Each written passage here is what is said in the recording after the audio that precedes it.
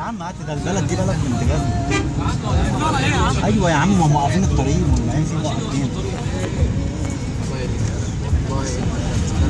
طب الناس دي كلها زنباية. الناس دي ده دفى زيادة. انا عارف بيتحط الشمس ان هم اقوى من الشمس. 4 ل 10. استنى اتصل بالواد اقول له ما تنزلش احسن الدنيا متكهربة. بس من هنا عشان يمشي يروح العيب اللي عندنا. شوف هو مستني مين برد. هيجي من الشروق.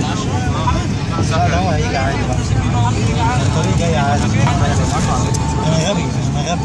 انا من ساعة ما نمتش والله ما بعرف افكر. ومديك اللي انت في المسألة. اقول له ايه مش راضية تيجي في دماغي. والمسألة اساسا ماشية لوحدها. الوقت خانق يعني كنت عايز اغش. وانا عارف